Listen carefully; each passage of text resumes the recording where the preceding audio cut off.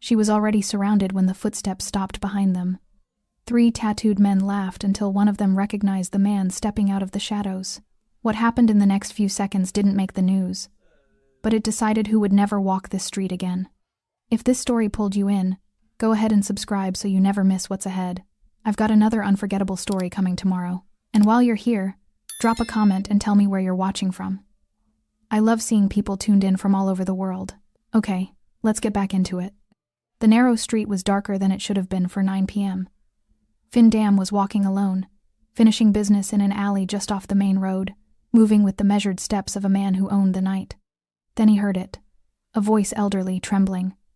"Please, I just want to go home." Finn could have ignored it. Most men in his position would have, but that's not what happened. Finn stopped moving. 30 feet down the street, he saw 3 hooded figures surrounding an elderly woman clutching grocery bags, trying to back away. What happened in the next 3 minutes would change that street forever, and teach those 3 men why some names are spoken in whispers. This is one of those stories that never made the news, but the whole neighborhood remembers. Now, to understand how a quiet night turned into a confrontation that left an entire block silent with fear, we need to go back to the beginning of that evening. It was late evening, sometime around 8:30 p.m. Hannah Michelle lived alone in a small apartment, tucked away on the quieter side of the city, the kind of neighborhood where people knew their neighbors, but minded their business. She had lived there for years, long enough to watch the buildings age alongside her, long enough to see families move in and out while she remained. Her apartment was on the 3rd floor of a tired brick building, with narrow hallways that smelled faintly of cooking oil and old carpet. It wasn't much. 1 bedroom, a kitchen barely large enough for a table, a living room with a single armchair positioned by the window where she could watch the street below. But it was hers, and at 76 years old, peace mattered more to Hannah than convenience. That evening, she had made the same decision she'd made countless times before. She needed groceries, and she would walk to get them. The small market was only a few blocks away, a corner store run by a Korean family who had known her for over a decade. The son always greeted her by name. The mother packed her bags carefully, making sure the bread didn't get crushed. It was the kind of place that still felt personal in a city that had mostly forgotten what that meant. Hannah had gone just after dinner, when the light was fading but the streets were still awake. She walked slowly, her cane tapping a steady rhythm against the pavement. Her purse hung across her shoulder. Her coat, beige and worn at the elbows, was buttoned against the cool evening air. Inside the market, she moved through the aisles with practiced efficiency. Bread, canned soup, a box of tea bags, butter, a small carton of milk. Nothing unusual, nothing extravagant, just enough to last her through the week. The cashier rang her up with a smile. "You need help with the bags, missus?" "Michelle?" "No, thank you," Hannah said, her voice soft but firm. "I'm fine." She always said that. She paid in exact change, bills smoothed flat, coins counted carefully. The cashier handed her 2 brown paper bags, and Hannah tucked them against her chest, 1 in each arm. Then she stepped back out into the night. The street was quieter now. The dinner crowd had thinned. A few scattered pedestrians moved along the sidewalks, heads down, lost in their own thoughts. The hum of distant traffic filled the spaces between footsteps. Hannah didn't call a cab. She never did. She chose to walk. It wasn't stubbornness, exactly. It was independence. It was the refusal to let age dictate her choices. Walking kept her strong, kept her present, kept her connected to the city she had lived in her entire life. The route home was simple. 2 blocks east, then a left turn onto the narrow street that led to her building. She had walked it 100 times, 1,000 times. It had always felt safe. Hannah turned onto that street and immediately noticed how quiet it was. Too quiet. The streetlights here were older, spaced farther apart. Half of them flickered weakly. The other half had burned out entirely. The buildings on either side rose like dark walls, windows glowing faintly behind drawn curtains. Her footsteps echoed. She walked slowly, the grocery bags growing heavier with each step. Her cane clicked against the pavement, in a rhythm she'd long stopped noticing. Then she heard something else. Footsteps behind her. At first, she told herself it was nothing. Someone else walking home. Someone minding their own business, just like her. But the footsteps didn't fade. They matched her pace. Hannah's grip on the bags tightened. She told herself not to panic, not to look back. Just keep walking. Just get home. She quickened her pace slightly. So did the footsteps. Her heart began to pound, slow at first, then faster. The bags felt heavier now. Her cane felt less steady. The street ahead seemed impossibly long. She told herself she was imagining it, but she wasn't. The footsteps grew closer, and then she heard something worse. Laughter. Low. Mocking. Just loud enough to let her know she'd been noticed. Hannah's breath caught in her throat. Her hands began to shake. She didn't want to turn around, didn't want to see who was behind her, but she could feel them now. 3 of them. Close enough that she could hear their breathing. Close enough that their presence felt like a shadow pressing against her back. She walked faster, her cane tapping frantically now, her bags threatening to slip from her arms. The laughter came again, then a voice. "Yo, Grandma!" Hannah stopped. She didn't mean to. Her body just froze. Slowly, she turned around. 3 young men stood behind her, spread out across the narrow street. They wore dark hoodies pulled low over their faces. Tattoos crawled up their necks, visible even in the dim light. Their hands were in their pockets.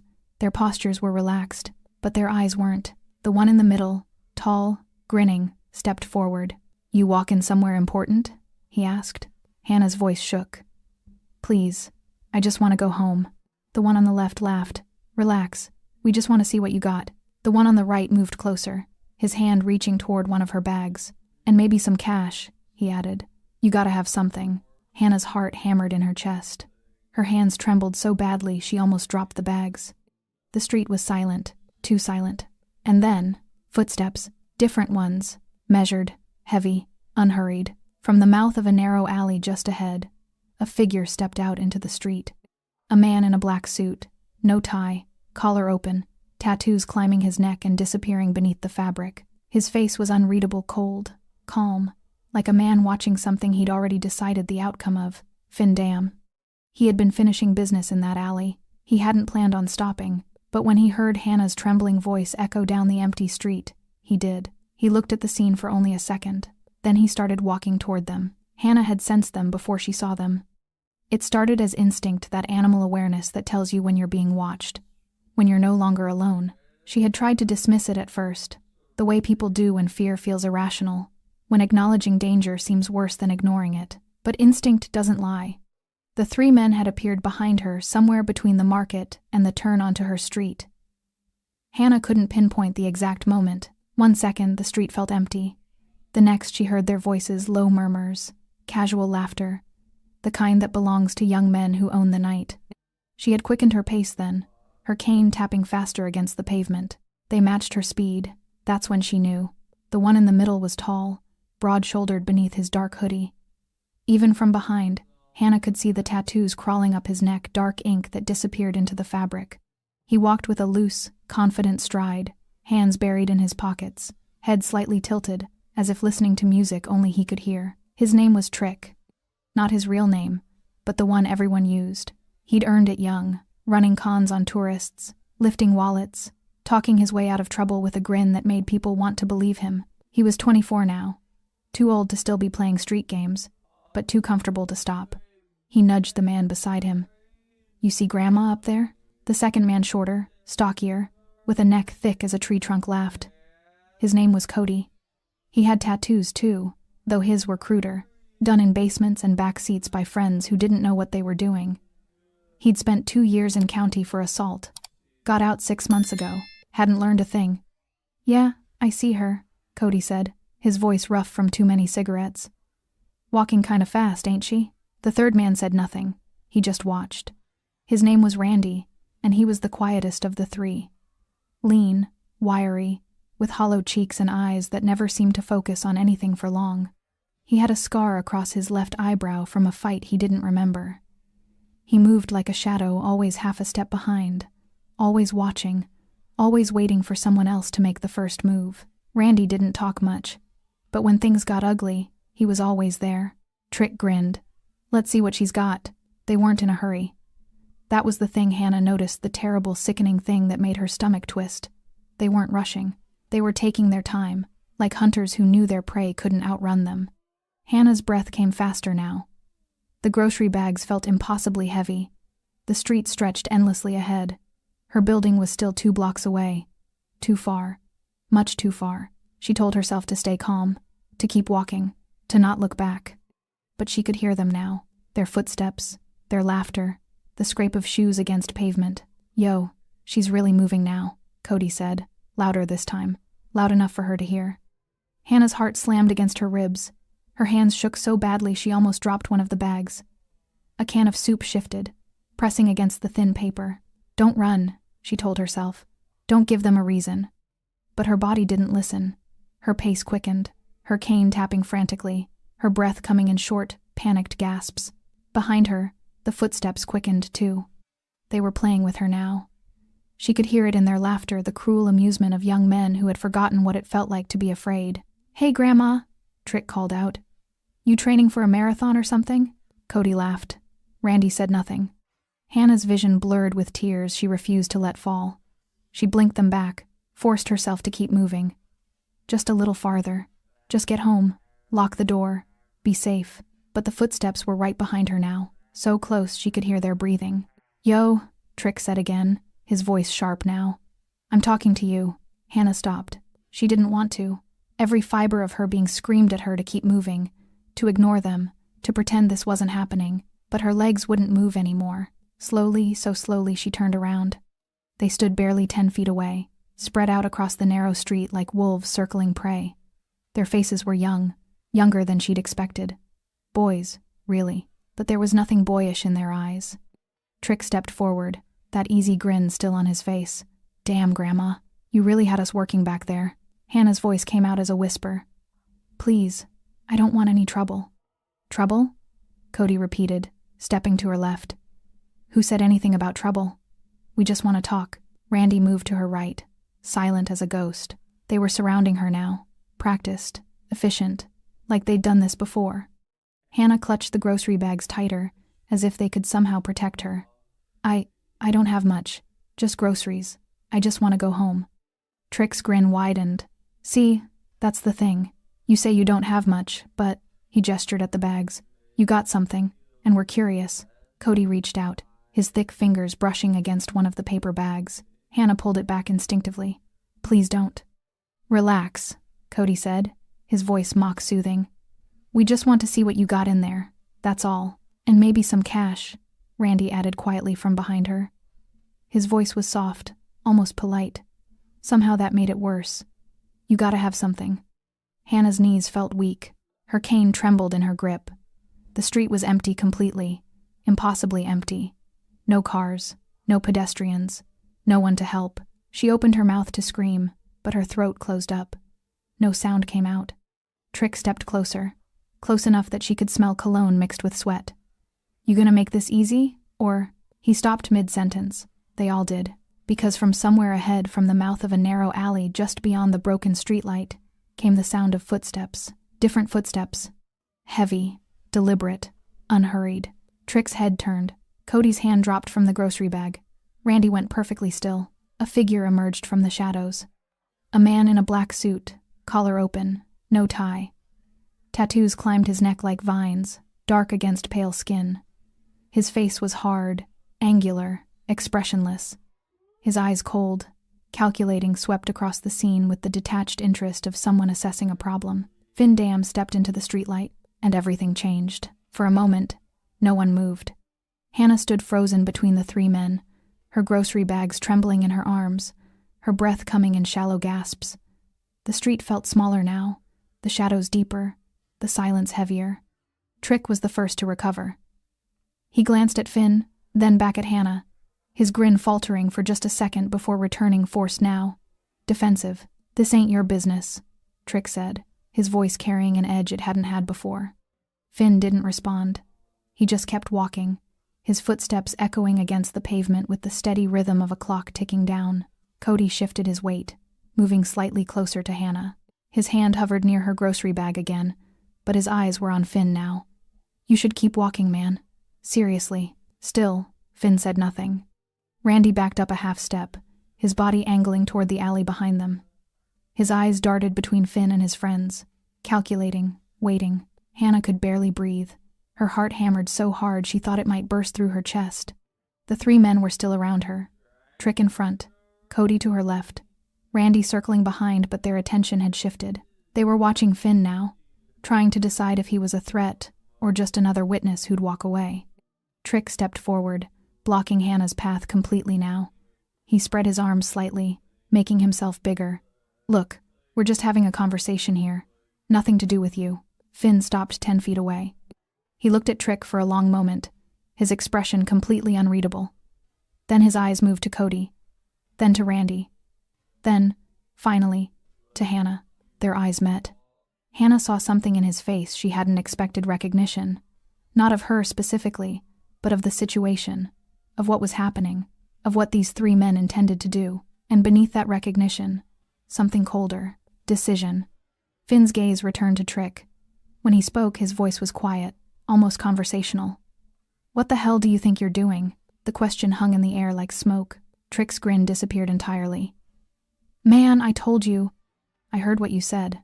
Finn took another step forward. "I'm asking what you think you're doing surrounding an old woman on an empty street." Cody puffed out his chest, trying to match Finn's energy. "3 of us, 1 of you. Do the math." Randy said nothing, but he moved closer to Hannah from behind, close enough that she could feel his presence like a shadow pressing against her back. Hannah wanted to scream, wanted to run, but her legs wouldn't move. Her voice wouldn't come. She stood there, trapped between predators and a stranger whose intentions she couldn't read. Was he going to help her? Or was this about to get worse? Finn's eyes flicked to Randy, who froze mid-step. "3 of you," Finn repeated slowly, as if tasting the words. Then something shifted in his expression. Not anger exactly, but something far more dangerous. Amusement. "You think that matters?" Trick bristled. "The hell's that supposed to mean?" "It means," Finn said, his voice dropping lower, "you're making a mistake." Cody laughed sharp, nervous. "Yeah? What kind of mistake?" Finn didn't answer right away. He just looked at them, really looked at them, the way someone might examine insects under glass. Then he tilted his head slightly, and the ghost of a smile touched his lips. "You don't know who I am, do you?" The question landed like a stone in water. Trick's bravado wavered, his eyes narrowed, searching Finn's face, trying to place him. Something flickered there, vague recognition, maybe, or just the beginning of doubt. Cody glanced at Trick, uncertainty creeping into his posture. Randy took another half-step back. They knew. Not consciously, perhaps, but somewhere deep in their survival instincts, they knew they'd made a mistake. Finn saw it. "No?" he said softly. "Then let me introduce myself." He took another step forward, then another. Slow, deliberate, closing the distance with the inevitability of a storm rolling in. Trick held his ground, but his hands came out of his pockets. "Man, you need to back the hell up." "Or what?" Finn asked. The question was so casual, so genuinely curious, that it took Trick a second to respond. "Or we make you," Cody said, stepping forward to stand beside Trick. Randy moved too, flanking them, creating a wall between Finn and Hannah, 3 against 1. Hannah's hands shook so badly now that one of her grocery bags slipped. A can of soup tumbled out, rolling across the pavement with a hollow metallic sound that echoed too loudly in the silence. No one moved to pick it up. Finn looked down at the can, then back at the 3 men. Then he laughed. Not a nervous laugh, not a mocking one, amused. Genuinely amused, like he'd just heard the funniest joke of his life. That laugh changed everything. Trick's confidence cracked. "The hell are you laughing at?" Finn's smile widened, but there was nothing warm in it, nothing human. "You really think you're going to make me do anything?" "We will if we have to," Cody said, but his voice had lost its edge. Finn stopped smiling. The shift was instant, like watching a light go out. His expression went completely flat, empty of everything except cold calculation. "Let her go," he said quietly. Trick shook his head. "Man, I already told you. Let her go." The words were soft, almost gentle, but underneath them was something that made Hannah's skin prickle with a different kind of fear. Not fear of Trick or Cody or Randy, fear of what Finn was about to do. Trick must have felt it too, because his hand moved to his waistband, his fingers brushing against something hidden there. "You want a problem? We can give you a problem." Finn's eyes dropped to Trick's hand, then back to his face. "You pull that out?" Finn said, his voice barely above a whisper. "And I'll make you eat it." The silence that followed was suffocating. Hannah could hear her own heartbeat, could hear the distant hum of traffic blocks away, could hear the faint rustle of wind against paper bags. Randy spoke for the first time in minutes, his voice tight with something that might have been fear. "Trick. Man. I think we should—" "Shut up," Trick snapped, but his hand moved away from his waistband. Finn saw it. Smart. Cody stepped forward, trying to salvage the situation. "Look, we don't want trouble. But you're making this a thing when it doesn't have to be." He didn't get to finish. Because Finn moved. Fast. Faster than any of them expected. He closed the distance between himself and Cody in 2 strides, his hand shooting out and catching Cody by the throat before the younger man could react. Cody's eyes went wide.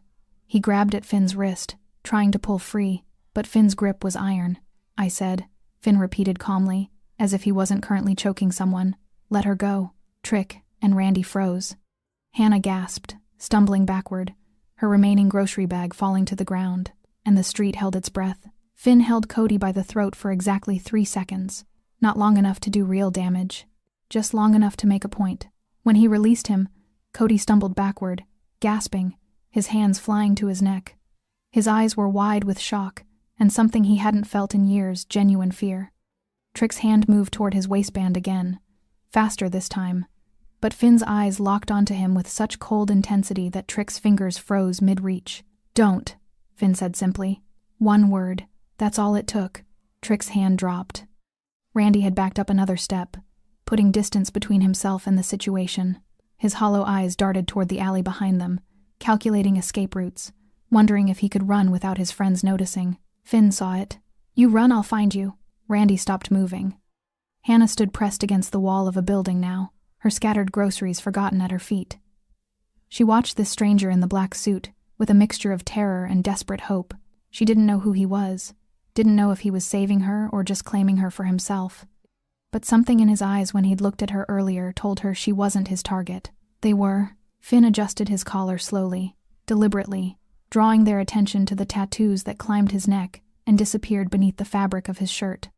The ink was dark, intricate, the kind of work that took years and told stories to anyone who knew how to read them.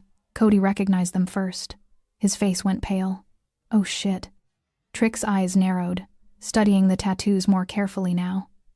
The symbols, the patterns, the marks that meant something in certain circles, to certain people. Recognition dawned slowly, then all at once. "Your trick started," but his voice cracked. Finn tilted his head slightly. "Go ahead, say it." Trick swallowed hard. His bravado was gone now, stripped away like old paint. "You're Finn Dam." The name settled over the street like a shroud. Randy actually flinched. Cody took another step back, his hand still rubbing his throat where Finn's fingers had been. Hannah didn't recognize the name. She'd lived in this neighborhood for decades but had always kept to herself, never getting involved in the darker currents that ran beneath the city's surface. But she recognized the fear in their eyes, and that told her everything she needed to know. Finn didn't confirm or deny. He just watched them, his expression unreadable, letting the silence stretch until it became unbearable. Trick tried to recover, tried to find some shred of dignity in the situation. "Look, man, we didn't know." "Didn't know what?" Finn interrupted. His voice was still quiet, still calm. Somehow that made it worse. "Didn't know you were cornering an elderly woman? Or didn't know you were doing it on my street?" "Your street?" Cody said, then immediately looked like he regretted it. Finn's eyes shifted to him.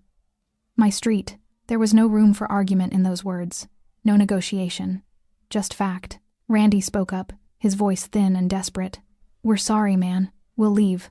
Right now. We'll just—" "You'll just what?" Finn asked. "Walk away? Go find someone else to terrorize on a different street? Is that the plan?" No one answered. Finn looked at each of them in turn. Trick with his hollow bravado, Cody with his bruised throat and wounded pride, Randy with his coward's eyes always searching for the exit. "You know what the problem is with people like you?" Finn said conversationally, as if they were discussing the weather. "You think strength is just about numbers. 3 against 1, 3 against an old woman. You think that's power." He took a step toward them. They all took a step back. "But power isn't about numbers," Finn continued. "It's about certainty. It's about knowing. Really knowing that when you make a move, you can follow through. Another step forward. Another step back. And right now," Finn said, his voice dropping to barely above a whisper, "I am certain about what happens next if you don't walk away." Trick's jaw clenched. He was trying to hold on to something pride, Reputation, the image he'd built of himself as someone who didn't back down. You can't just... Finn laughed again, that same dark, amused sound that had unsettled them before. Can't what? He asked. You're on my street, threatening someone under my protection, and you're telling me what I can't do? We didn't know she was, Cody started. She wasn't, Finn interrupted, until you touched her. Now she is. The declaration hung in the air like a brand. Hannah's breath caught. She hadn't asked for protection, hadn't asked for any of this. But as she looked at these three young men with their tattoos and their violence and their casual cruelty, she understood that she needed it, whether she'd asked for it or not. Trick was shaking now, not from fear exactly, but from the rage of humiliation. So what? We're supposed to just apologize and leave? No, Finn said calmly. Trick blinked. No? Apologies don't mean anything from people like you, Finn explained, his tone almost professorial. You'd say whatever you needed to say to get out of here, and tomorrow you'd be right back at it. Different street, maybe, different victim, but the same pathetic game. He glanced at Hannah, his expression softening for just a moment. Ma'am, are you hurt? Hannah shook her head, not trusting her voice. Finn nodded. Then he looked back at the three men, and the softness vanished. Here's what's going to happen. You're going to pick up her groceries. All of them. You're going to put them back in the bags carefully. Then you're going to hand them to her. And then you're going to walk, not run. Walk to the end of this street and disappear. Cody's face twisted with indignation. You want us to... I don't want anything, Finn said coldly. I'm telling you what you're going to do, unless you'd prefer the alternative. What alternative? Randy asked, his voice barely audible. Finn's smile returned, and it was the most frightening thing Hannah had ever seen. You really want to find out? No one moved for several long seconds. Then Trick bent down and picked up the can of soup that had rolled across the pavement. His hands were shaking. Cody and Randy followed, gathering the scattered items, bread, tea bags, the small carton of milk that had somehow survived the fall. They worked in silence, their movements stiff with humiliation and barely suppressed rage. When they finished, Trick held out the bags to Hannah. She took them with trembling hands. Thank you, she whispered, though the word felt absurd. Finn watched them all. Now walk. They did. They made it 15 feet before Trick stopped walking. Hannah saw it happen. She'd been clutching her grocery bags, still pressed against the wall, watching the three men retreat with their heads down and their pride shattered. But Trick's shoulders tensed. His footsteps slowed, then stopped completely. Finn saw it too. He didn't move, didn't speak, just waited. Nah, Trick said, his voice low and tight. Nah, man. This is bullshit. Cody and Randy froze. Randy's eyes went wide, his head shaking almost imperceptibly, a silent plea for Trick to shut up and keep walking. But Trick turned around. You think you can just embarrass us like that? His voice was rising now, anger burning through the fear. Make us pick up groceries like we're some kind of... Keep walking, Finn said quietly. Fuck that. Trick's hand moved to his waistband, and this time he didn't stop. He pulled out a knife, nothing fancy, just a folding blade with a worn handle, the kind of weapon carried by someone who'd used it before. You think just because you got a reputation, you can treat people like... He didn't finish the sentence. Because Finn moved, there was no warning. No shift in posture. No tension in his shoulders. 1 second he was standing still. The next he was closing the distance between them with the speed and precision of a predator who'd done this 1,000 times before.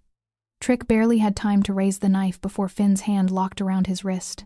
The sound of bone meeting bone echoed down the empty street, a sickening crack, as Finn twisted Trick's arm with brutal efficiency. The knife clattered to the pavement. Trick screamed. Finn swept his leg, and Trick went down hard, his back slamming against the wet asphalt with a sound that made Hannah wince. The whole thing took maybe 2 seconds. Cody reacted on instinct, lunging forward with his fists raised. He was bigger than Finn, heavier, built like someone who'd won fights through sheer mass before. It didn't matter. Finn sidestepped the first punch with minimal effort, then drove his elbow into Cody's ribs with surgical precision. The air left Cody's lungs in a whoosh. Before he could recover, Finn grabbed the back of his hoodie and used his own momentum against him, sending him sprawling into the brick wall with a force that shook the night air. Cody crumpled, gasping for breath.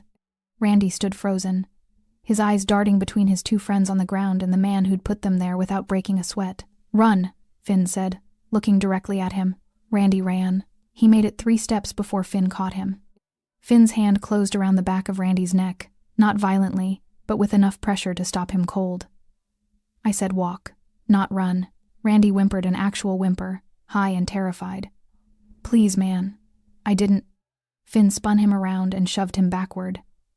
Randy stumbled, tripped over his own feet, and landed hard on the pavement next to Trick. All 3 of them were on the ground now. Finn stood over them, breathing normally, his suit barely disheveled. He looked like a man who'd just finished a casual conversation, not someone who'd just dismantled 3 attackers in under 10 seconds.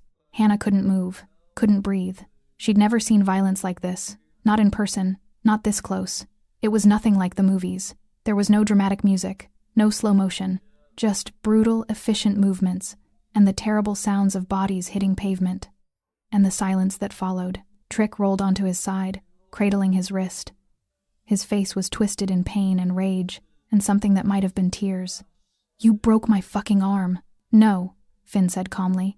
I dislocated your wrist. You'll heal. Cody was still trying to catch his breath, one hand pressed against his ribs. His face had gone pale. You can't. I can, Finn interrupted. And I just did. Randy lay flat on his back, staring up at the night sky, not moving.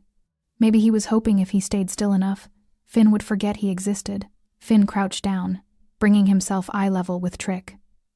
I gave you a chance to walk away. You chose this. You humiliated us, Trick spat, though his voice shook. What did you expect? I expected you to be smart enough to value your life over your pride, Finn said. I was wrong. He stood up, looking down at all 3 of them. His expression hadn't changed, still cold, still unreadable. But there was something in his eyes now. Something that made Hannah's stomach twist. Certainty. You ever come near this street again? Finn said, his voice carrying the weight of absolute truth. You won't leave it walking. The words weren't a threat. They were a promise. Trick tried to sit up, failed, fell back with a groan.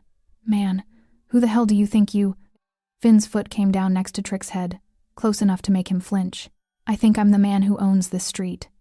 I think I'm the man who just put 3 of you on your backs without breaking a sweat. And I think I'm the man who's giving you one chance to crawl away and never come back. He lifted his foot, stepped back.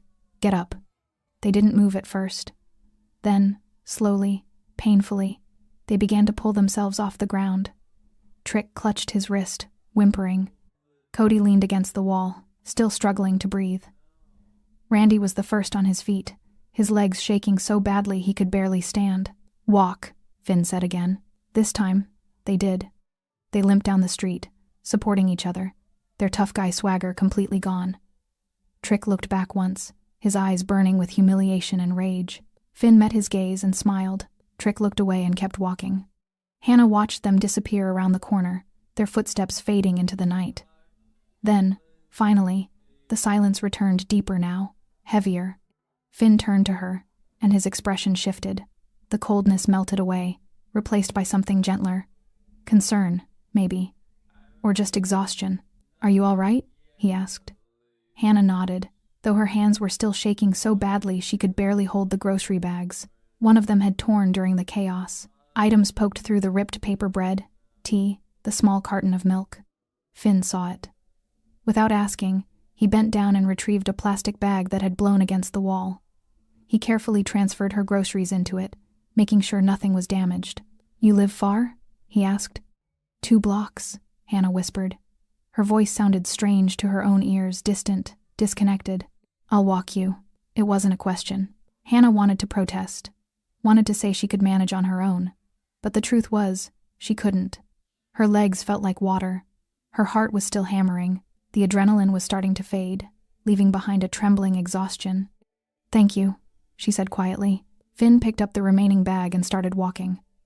Hannah followed, her cane tapping softly against the pavement. Neither of them spoke. The street remained silent, too silent, like it was holding its breath, waiting to see what came next. Finn walked Hannah to her building without speaking. The silence between them wasn't uncomfortable, it was necessary. She needed time to process what had just happened, and he wasn't the type to fill quiet spaces with meaningless words. Her building was exactly what he'd expected. Old brick, narrow entrance, the kind of place where elderly people lived out their final years in small apartments that smelled like tea and memory. The front door stuck when she pushed it. Finn reached past her and pulled it open with a firm tug. "Third floor," Hannah said, her voice still shaky. "I'll carry these up," Finn replied, nodding at the grocery bags. She wanted to refuse, wanted to reclaim some sense of independence after feeling so helpless, but her legs were trembling too much. She simply nodded and led the way up the narrow staircase, her cane clicking against each step. The hallway on the third floor was dimly lit, wallpaper peeling at the corners. Hannah stopped at apartment 3C and fumbled with her keys. Her hands were still shaking. Finn waited patiently. When she finally got the door open, she turned to him, taking the bags carefully. I don't know how to thank you." "You don't need to," Finn said. "But you saved." "I did what anyone should have done." His voice was firm but not unkind. "Get some rest. Lock your door. You're safe now." Hannah's eyes filled with tears she'd been holding back since the moment those 3 men had surrounded her. Will they come back?" Finn's expression hardened slightly. "No, they won't." The certainty in his voice should have comforted her. Instead, it reminded her of the violence she'd just witnessed, the ease with which he'd dismantled 3 younger men, the cold precision in every movement. "Who are you?" she asked quietly. Finn smiled, but it didn't reach his eyes. "Just someone who lives in the neighborhood. Good night, Mrs. Michelle," she said. "Hannah Michelle."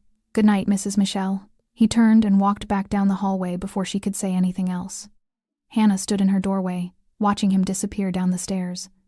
Then she went inside, locked the door, and for the first time in years, she pushed her small armchair against it, just in case. Finn emerged from Hannah's building and stood on the empty street for a moment, his eyes scanning the darkness. The neighborhood was quiet, too quiet now, as if the violence from earlier had scared even the ambient noise into hiding. He pulled out his phone and made a call. "Yeah?" a gruff voice answered. "It's me," Finn said. "I need eyes on a street. The one off Patterson, near the old market." "What happened?" 3 idiots tried to rob an old woman. I handled it, but they might come back with friends." There was a pause. "You want me to send people?" "Just watchers. I don't think they're stupid enough to try again, but..." Finn trailed off, thinking about Trick's eyes when he'd looked back. That rage, that humiliation. Keep an eye out anyway. Done. Finn hung up and started walking. Not toward home, but back to the alley where this had all started. His actual business for the evening, a meeting with a supplier who owed him money, had been interrupted, but that could wait until tomorrow. Some things were more important than money. 2 miles across the city, in a cramped apartment that smelled like stale beer and cigarette smoke, Trick sat on a sagging couch with his wrist wrapped in a torn t-shirt. "It's not broken," Randy said nervously, hovering nearby. "I think it's just..." "I know what it is," Trick snapped. His wrist throbbed with a deep, nauseating pain that made it hard to think straight. But it was nothing compared to the rage burning in his chest. Cody leaned against the wall, still holding his ribs. Each breath hurt, sharp and stabbing. "We should go to the hospital." "And say what?" Trick shot back. "That Finn Dam kicked our asses? That we tried to rob some old lady and got what we deserved?" "We didn't even rob her," Randy muttered. "We were just..." "Shut up," Trick and Cody said in unison. Randy shut up. Silence filled the apartment, broken only by the drip of a leaking faucet in the kitchen and the distant wail of sirens. Trick stared at the far wall, replaying the fight in his mind. No, not a fight. Fights were what happened between equals. What happened tonight was an execution. Clean, efficient, humiliating. "We can't just let this go," Trick said finally. Cody looked at him like he'd lost his mind. "Are you serious?" "That was Finn Dam. You know who he is, right? What he does?" "I know," Trick said through gritted teeth. "Then you know we need to drop this," Cody insisted. "We walk away. We find a different street. We forget this ever happened." "Forget?" Trick's voice rose, cracking with emotion. "He made us pick up groceries like we were his servants. He embarrassed us in front of that old woman. He broke my wrist. Dislocated." Randy corrected quietly, then wilted under Trick's glare. "Whatever," Trick spat. "Point is, we can't just let him humiliate us like that." Cody pushed off the wall despite the pain in his ribs. "Yes, we can. Because the alternative is worse. Way worse." "What are you saying? That we're just going to hide?" "I'm saying we're going to survive." Cody shot back. You know what Finn Dam does to people who come after him? They disappear. Not arrested, not beaten. They just vanish. Randy's face had gone pale. Maybe Cody's right, man. Maybe we should what? Trick stood up, cradling his injured wrist. Spend the rest of our lives afraid to walk down the wrong street? Afraid some guy in a suit is going to show up and put us on our asses again? Yes, Cody yelled. That's exactly what we should do, because at least we'll be alive. Trick shook his head slowly. You don't get it. This isn't about him anymore. It's about us, about respect. You think anyone's going to take us seriously after tonight? Word gets out that Finn Dam made us his bitches. We're done. Finished. Word's not going to get out, Randy said hopefully. Nobody saw. He saw, Trick interrupted, pointing vaguely in the direction of the street. And he'll talk. He'll tell his people what happened, and they'll tell other people. And by next week everyone will know. Cody's jaw tightened. So what do you want to do? March back there and get killed? No, Trick said slowly. A dark smile crossed his face. I want to be smart about it. Randy's stomach dropped. Trick, don't. We can't take him in a straight fight, Trick continued, his mind already working through possibilities. But nobody's untouchable. Even Finn Dam has blind spots.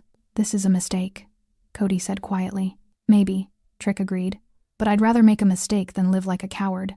The apartment fell silent again. Outside, the city continued its nightly rhythm, cars passing, voices echoing, life moving forward. But inside that cramped apartment, 3 young men sat in the darkness, nursing their wounds and their pride, and planning something that would haunt them far more than a dislocated wrist ever could. 3 days passed. Hannah Michelle returned to her routine small trips to the market, walks around her neighborhood, tea by the window. But something had changed. She moved differently now, her eyes scanning every shadow, her pace quickening when footsteps echoed behind her. She didn't walk down that street anymore. Finn went about his business as usual. Meetings in back rooms, conversations that ended with handshakes or threats, the daily maintenance of an empire built on fear and loyalty. He didn't think much about the 3 men he'd put on the ground. He should have. The plan took shape slowly, pieced together over cheap beer and cheaper cigarettes in Trick's apartment. We need to know his patterns, Trick said, leaning over a notebook with street names scrawled across the pages. His wrist was still wrapped, still throbbing, but he could use it now. Where he goes, when he's alone. Cody sat across from him, still holding his ribs when he breathed too deeply. You're talking about surveillance, about following Finn Dam. You understand how insane that is? You got a better idea? Cody didn't. Randy paced near the window, nervous energy radiating from every movement. What if he catches us watching him? He won't, Trick said with more confidence than he felt. We stay distant. We're careful. We watch from places he doesn't expect. He's got people, Cody pointed out. Eyes everywhere. That's what they say. They say a lot of things, Trick replied. Half of it's probably bullshit. Reputation, fear, mind games. But even as he said it, he remembered the cold certainty in Finn's eyes, the brutal efficiency of his movements. That hadn't been reputation. That had been real. We do this smart, Trick continued, trying to convince himself as much as them. We find a blind spot, wait for the right moment. Then we what? Randy interrupted, his voice sharp with panic. Kill him? You want to kill Finn Dam? The question hung in the air like poison gas. Trick didn't answer right away. He stared at the notebook, at the street names, at the crude map of a neighborhood that belonged to someone else. I want payback, he said finally. However that looks. Cody and Randy exchanged glances. Neither spoke. Outside, the city hummed with life. Inside that apartment, 3 men convinced themselves they were brave enough to hunt a predator. They started watching the next day. Randy took the first shift, posted up in a coffee shop across from a building Finn was rumored to own. He nursed a single cup of black coffee for 3 hours, watching the entrance with hollow, nervous eyes. Finn never showed. Cody tried the following afternoon, standing on a street corner pretending to scroll through his phone while watching a restaurant where Finn supposedly had lunch meetings. Nothing. Trick took evenings, lingering in shadows near the alley where this had all started, hoping Finn would return to the scene. He didn't. After 4 days of watching nothing happen, they regrouped. Maybe he's not even in the city, Randy suggested, desperate for any excuse to stop this madness. He's here, Trick insisted. We're just looking in the wrong places. Or he knows we're looking, Cody said quietly. The words landed like a stone. "No," Trick said, but uncertainty crept into his voice. "No, there's no way he—" "Think about it," Cody interrupted. "We've been watching his spots for days. You don't think someone noticed? Someone who works for him? Someone who reports back?" Randy's face went pale. Oh God, if he knows." "He doesn't know," Trick snapped. "We've been careful." But had they? Randy thought back to the coffee shop, to the barista who'd given him strange looks after his 3rd hour nursing the same cup. Cody remembered the restaurant host who'd asked if he needed help finding someone. Trick recalled the homeless man in the alley who'd watched him with knowing eyes. Had they been careful, or had they been obvious? What they didn't know, what they couldn't know, was that Finn had received word about them within 6 hours of their first surveillance attempt. "3 guys," said Thomas, one of Finn's watchers, a thin man with sharp eyes and sharper instincts. "Young, tattooed, one's got his wrist wrapped. They've been rotating positions, watching your spots." Finn had been reading a newspaper at his kitchen table. He didn't look up. "Descriptions?" Thomas pulled out his phone, showed photos taken from a distance. Grainy, but clear enough. Finn recognized them immediately. "The 3 from the street," he said, almost amused. "Want me to handle it?" Finn considered. He could end this now. A phone call, a few words, and those 3 would never be a problem again. It would be clean, efficient, the way he usually handled threats. But something stopped him. "No," he said, setting down the paper. "Not yet." "Not yet?" Thomas frowned. "Boss, they're planning something. You can see it in how they move, how they watch." "I know. Then why?" "Because I want to see what they do," Finn interrupted. His eyes were distant, thoughtful. "I want to know if they're stupid enough to follow through." Thomas shifted uncomfortably. "That's a risk." "Everything's a risk," Finn replied. "But men like them, young, angry, humiliated, they operate on emotion, and emotion makes mistakes. What if they don't make mistakes?" Finn smiled that cold, empty smile. "They will. Just keep watching them. Let me know when they make their move. And then? And then I'll teach them the lesson I should have taught them the first time." Thomas nodded and left. Finn returned to his newspaper, but he wasn't reading anymore. He was thinking about those 3 men, about their wounded pride and their desperate need for revenge. He'd seen it before. Men who couldn't let go.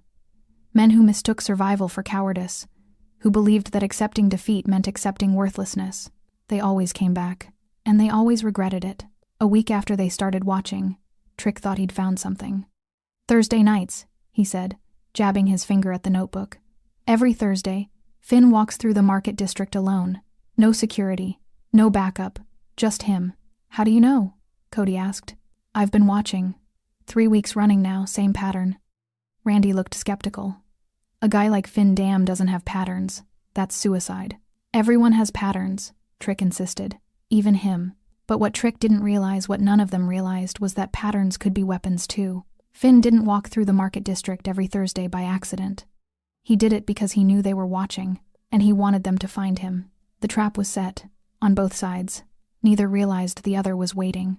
And the next Thursday night, the night everything would end, was only 3 days away. The street that had witnessed humiliation would soon witness something far worse. Something that would make the whole neighborhood go silent. Not from violence, but from fear of what happened when men forgot that some predators hunt in the dark, and some predators let you think you're the hunter. Thursday came with a cold wind that cut through the streets like a warning. Trick stood in the cramped bathroom of his apartment, staring at his reflection in the cracked mirror.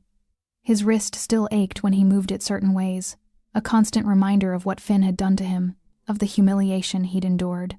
Tonight, that changed. "You ready?" Cody called from the living room. Trick splashed cold water on his face, dried it with a threadbare towel, and walked out. Cody sat on the couch, dressed in dark clothes, his face drawn and pale. Randy stood by the window, smoking a cigarette with shaking hands. "We don't have to do this," Randy said for the 10th time that day. "Yes, we do," Trick replied. "We could just leave. Leave the city. Start over somewhere else." "And go where?" Trick asked, his voice hard. "Run away like cowards? Spend the rest of our lives looking over our shoulders?" Randy took a long drag, said nothing. Cody stood up, testing his ribs with careful fingers. They still hurt, but the sharp pain had dulled to a constant ache. "If we're doing this, we need to be smart. In and out." Fast. Trick nodded. He walks through the market district every Thursday around 9. Same route, same timing. We wait in the alley near the old pharmacy. When he passes, we move. And then what? Randy's voice cracked. We jump him? 3 against 1 again? That worked so well last time. Last time we weren't prepared, Trick said. Last time we didn't know who he was. Now we do. He pulled something from his jacket pocket, a tire iron, heavy and cold. Cody's eyes widened. Jesus, Trick. We're not playing games anymore, Trick said flatly. He wants to break bones? Fine. So do we. Randy stubbed out his cigarette, his hands trembling harder now. This is wrong. This is so wrong. Then leave, Trick said, meeting his eyes. Walk out that door and don't come back. I won't stop you. Randy looked at the door. For a moment, he seemed ready to take the offer. To walk away from this madness and save himself. But pride is a prison, and shame is the lock. No, Randy said quietly. I'm in. Trick smiled. Good. Let's go. The market district was quieter on Thursday nights. Most shops closed early. The few that remained open catered to late workers and insomniacs. The streets were wide enough for delivery trucks during the day, but at night they felt cavernous and empty. Trick, Cody, and Randy arrived at 8:30 and positioned themselves in the alley near the old pharmacy, just as planned. The alley was narrow, dark, lined with dumpsters that reeked of rotting produce. A perfect ambush point, or so they thought. He should be here by 9, Trick whispered, gripping the tire iron. Cody shifted his weight, eyes scanning the street. What if he doesn't show? He'll show. 3 weeks running, same pattern. He'll show. Randy said nothing. He just stood there, hands in his pockets, staring at the ground like a man at his own execution. 9 o'clock came. No Finn. 9:15. Nothing. Maybe he changed his route, Cody suggested, uncertainty creeping into his voice. No, Trick insisted. Just wait. He'll come. But as the minutes crawled by, doubt began to settle over them like fog. The street remained empty. No footsteps, no movement, just the distant hum of traffic and the occasional rustle of wind through trash. 9:30. Randy finally spoke. He's not coming. Shut up, Trick. He's not. I said shut up. Trick's voice echoed down the alley, too loud in the silence. That's when they heard it. Footsteps, not from the street they'd been watching. From behind them. All 3 spun around. And there at the mouth of the alley, silhouetted against the distant streetlights, stood Finn Dam. He wasn't walking through the market district. He was already here, waiting for them. Looking for me? Finn asked, his voice calm and conversational. Trick's blood turned to ice. How did you know you'd be here? Finn stepped into the alley, his footsteps echoing. Because I wanted you to be here. 3 weeks of walking the same route. 3 weeks of letting you watch. 3 weeks of leading you exactly where I wanted you. Cody backed up a step. This is a setup. Of course it's a setup, Finn said, almost amused. Did you really think a man in my position doesn't know when he's being followed? That I wouldn't hear about 3 idiots asking questions, watching my buildings, studying my patterns? Randy's face had gone ghostly white. Oh God, we need to... Run? Finn finished. You can try, but you won't make it far. Trick raised the tire iron, his hand shaking. Stay back. I swear to God I'll... Finn laughed. That same dark, terrifying laugh from before. You'll what? Hit me? Fight me? You couldn't beat me when it was random. You think you can beat me when I'm ready? But Trick was beyond reason now, beyond fear. He'd spent weeks nursing his wounded pride, plotting his revenge, convincing himself that this time would be different. He charged. The tire iron swung in a wide arc, aimed at Finn's head. Finn moved like smoke. He sidestepped the swing, caught Trick's extended arm, and twisted. Trick screamed as his already injured wrist bent at an unnatural angle. The tire iron clattered to the ground.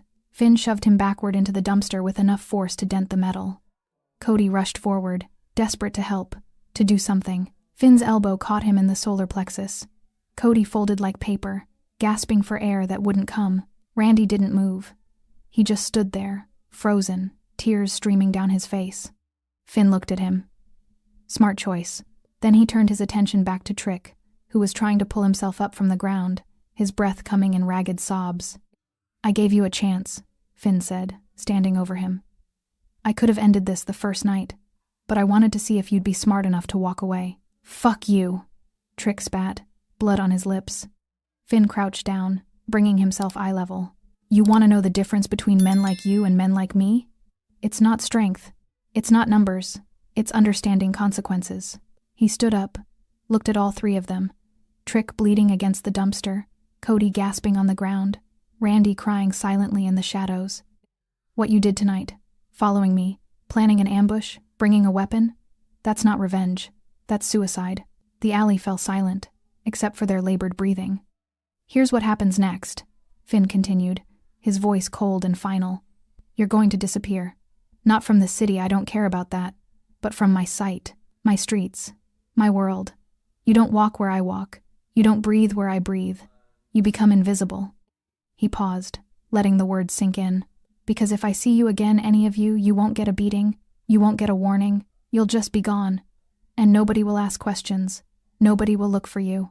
You'll just be 3 more names that people used to know." Trick tried to speak, but no words came. "Do you understand?" Finn asked. Slowly, painfully, all 3 nodded. "Good." Finn turned and walked out of the alley, his footsteps fading into the night. Behind him, 3 broken men remained in the darkness, learning the lesson he should have taught them the first time. Some streets remember who protects them, and some names are enough to keep the whole night quiet. Morning came gray and cold. Hannah Michelle woke early, as she always did, and made her tea by the window. Steam rose from the cup in delicate spirals as she looked down at the street below. A few early commuters hurried past. A delivery truck rumbled by. The world continued its routine, but something felt different. She couldn't explain it, just a change in the air, like the moment before a storm when everything goes still. Hannah sipped her tea and watched. Across the city, in that cramped apartment that smelled like stale beer and fear, Trick sat on the couch with his head in his hands. His wrist was wrapped again, tighter this time. The pain had returned worse than before, a deep throb that radiated up his arm with every heartbeat. Cody lay on the floor, staring at the ceiling, one hand pressed against his ribs. He hadn't spoken since they'd crawled out of that alley last night. Randy sat by the window, smoking cigarette after cigarette, his hollow eyes fixed on nothing. None of them had slept. "We should go to the hospital," Cody said finally, his voice barely a whisper. "No," Trick replied without looking up. "Your wrist is—" I said no. Silence filled the room again, heavy and suffocating. Randy stubbed out his cigarette and immediately lit another. His hands still shook. They hadn't stopped shaking since Finn had walked out of that alley. "We need to leave. Today. Pack what we can and just go." This time Trick didn't argue. "Where?" Cody asked. "Anywhere," Randy said desperately. "My cousin's got a place upstate. We could crash there for a while, figure things out." Trick finally looked up. His eyes were red-rimmed, haunted. "Yeah, okay. Okay?" Cody sat up despite the pain. "Just like that?" "Just like that," Trick confirmed. "We leave. We don't come back. We forget this city exists." "What about our stuff? Our friends?" "What friends?" Trick asked bitterly. "You think anyone's going to want to be associated with us after last night?" Words probably already out. 3 idiots tried to ambush Finn Dam. 3 idiots got put down like dogs. Randy flinched at the words, but didn't disagree. "We pack light," Trick continued. "Take what matters. Leave the rest. We're on the road by noon." Cody nodded slowly. Randy just smoked. They moved through the apartment like ghosts, gathering clothes, money, whatever pieces of their lives they could fit into backpacks. Everything else, furniture, memories, the people they used to be, they left behind. By 11:30, they were ready. By noon, they were gone. The neighborhood noticed, though not immediately. It started with small absences. The coffee shop barista, who'd grown used to seeing Randy nurse a single cup for hours, noticed he didn't show up. The corner store owner, who'd sold Trick cigarettes for years, wondered why he hadn't come in. By the weekend, people began to talk. "You seen those 3 guys?" someone asked at the market. "The ones with the tattoos? Haven't seen them in days." "Me neither. Weird." But it wasn't weird. Not really. People disappeared from the neighborhood all the time, moved away, got arrested, died. The city swallowed them up and moved on. Still, there was something different about this particular absence, something that made people uncomfortable without quite knowing why. Hannah noticed it too. She'd returned to walking her usual route, the one that passed by the alley where Finn had first intervened. She still felt nervous when she walked it, still jumped at sudden sounds, but the fear was fading, slowly replaced by something else. Security. She saw Finn once, 3 days after that Thursday night. He was walking on the opposite side of the street, dressed in his usual black suit, hands in his pockets. Their eyes met for a brief moment. He nodded. She nodded back. Then he continued walking, and she did too. No words were exchanged. None were needed. Hannah understood something now that she hadn't before. Safety wasn't just about locks and lights. It was about knowing that someone, something, stood between her and the darkness. And in this neighborhood, Finn Dam was that something. At Tony's bar on the east side, a group of men sat around a table covered in empty beer bottles. They spoke in low voices, the way people do when discussing things they don't fully understand. "You hear about Trick and his crew?" one asked. "Gone," another replied. "Just up and left. You know why?" The table went quiet. Everyone knew, or thought they knew, but saying it out loud felt dangerous. Finally, someone spoke. "They messed with Finn." The name landed like a stone in water, ripples spreading outward in the silence. "Heard they tried to jump him," another added. "Set up an ambush in the market district. That's suicide." "That's what I said." "What happened?" The man who'd spoken shrugged. "Nobody knows for sure, but Trick's gone. Cody's gone. Randy's gone. And Finn's still here." Another silence. "You think he killed them?" "No," someone else said. "If he killed them, we'd have heard. Bodies would have turned up. This is worse." "What's worse than killing?" The man leaned back, his eyes distant. "Making them run. Making them so scared they'd rather disappear than stay in their own city. That's worse. That's power." The others nodded slowly, understanding settling over them like fog. Finn Dam hadn't just beaten 3 men. He'd erased them. Without killing them. Without even trying. He'd simply made it clear that existing in his world, in his sight, was more terrifying than running away from everything they knew. Words spread the way these things do. Whispered conversations, knowing looks, stories told in bars and back alleys. The details changed with each telling, growing more elaborate, more terrifying. Some said Finn had broken all 3 of them so badly they couldn't walk. Others claimed he'd made them disappear into the river. A few insisted he'd simply looked at them, and they'd run. None of the stories were entirely true, but all of them carried the same message. Don't mess with Finn Dam. Don't even think about it. The street where Hannah had been surrounded became quieter after that. Not empty people still walked it, still lived there but different, safer. Young men who might have caused trouble thought twice, watched their behavior. Crossed to the other side when they saw elderly people walking alone. Not out of kindness, out of fear, because they all knew now what happened to people who forgot whose streets these were, and whose protection mattered more than their pride. 2 weeks after that Thursday night, Hannah Michelle walked to the market in the late afternoon. The sun was setting, painting the buildings in shades of amber and gold. The air had turned warmer, carrying the first hints of spring. She walked slowly, her cane tapping its familiar rhythm against the pavement, her grocery bags swinging gently at her sides. She felt different now. Lighter, somehow. The constant fear that had followed her since that first night had faded, replaced by something quieter. Not quite confidence, but close. The knowledge that she could walk these streets and return home safely.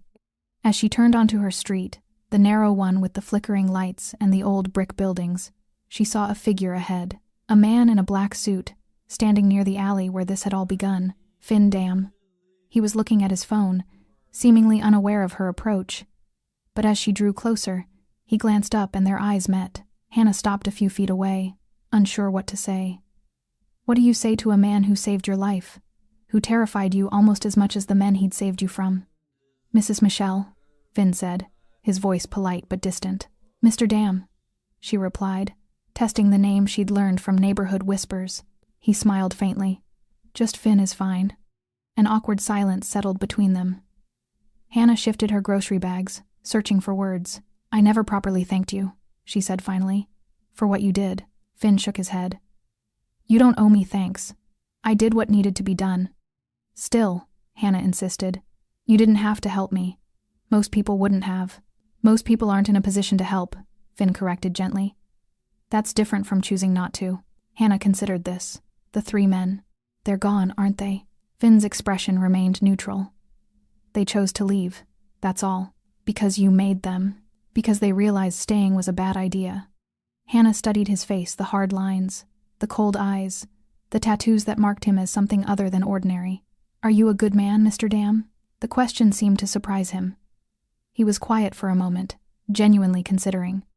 "No," he said finally. "I'm not a good man, but I protect what's mine. And this street is yours? This street, this neighborhood, the people who live here and mind their own business." He paused. "People like you." Hannah felt something shift in her understanding. Finn Dam wasn't a hero. He wasn't some guardian angel watching over the innocent. He was something more complicated, a predator who marked territory and protected it not out of kindness, but out of ownership. And yet, the result was the same. She was safe.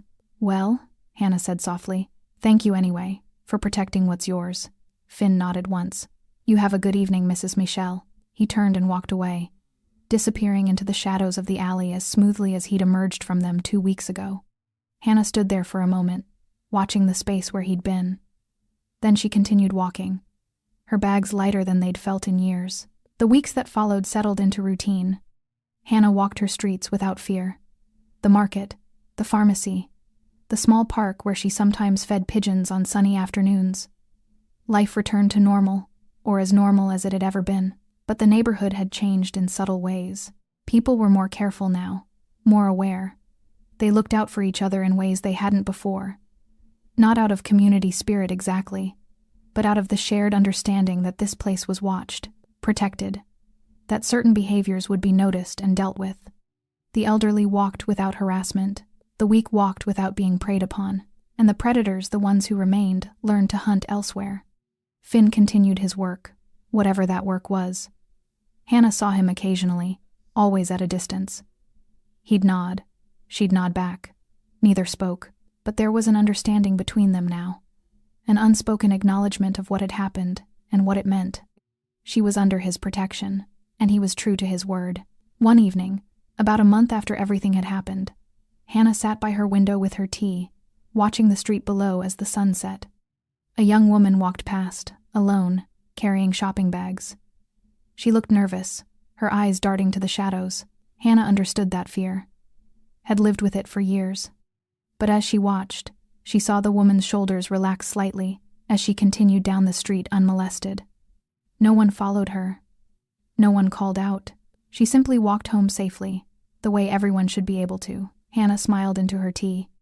The street had changed, not because it had become kind or gentle or safe in any absolute sense, but because someone had claimed it, had drawn a line, and made it clear what happened to those who crossed it. Some might call that tyranny. Hannah called it protection. And in a city that could be cruel and indifferent, protection mattered more than philosophy. Late that same night, Finn stood on a rooftop overlooking the neighborhood. Below, the streets were quiet. A few cars passed. A couple walked hand in hand. An old man walked his dog, normal, peaceful, unremarkable, exactly as it should be. Thomas appeared beside him, silent as always. "Everything's quiet, boss." "Good. You think those 3 will ever come back?" Finn considered. "No, they're too smart for that now. And if they do?" Finn's expression hardened. "Then they're not as smart as I thought.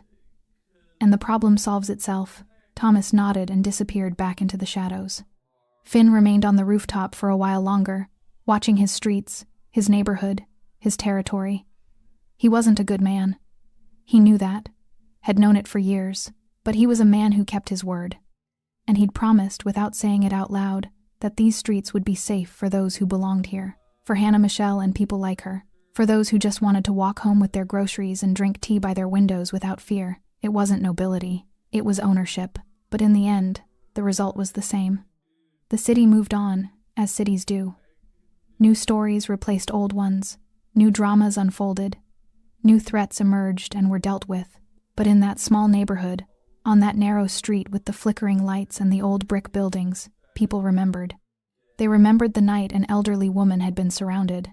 They remembered the man in the black suit who'd stepped out of the shadows. And they remembered what happened to those who forgot that some streets belonged to someone, that some names carried weight enough to make violence unnecessary. That silence, true silence, born of respect and fear, was more powerful than any shout. Hannah Michelle lived another 5 years in that apartment. She walked those streets until her legs wouldn't carry her anymore. And in all that time, No one bothered her. No one threatened her. No one made her afraid.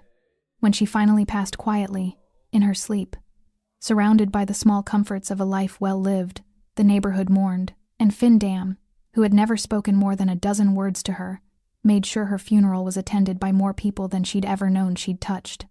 Because some debts can't be repaid, but they can be remembered. And on that narrow street, with its flickering lights and its long memory, they remembered everything. The night 3 men learned fear.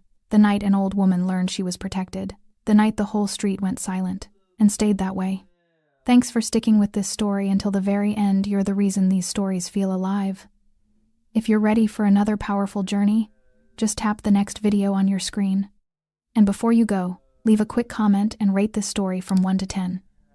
I'm excited to read your thoughts and connect with you in the comments.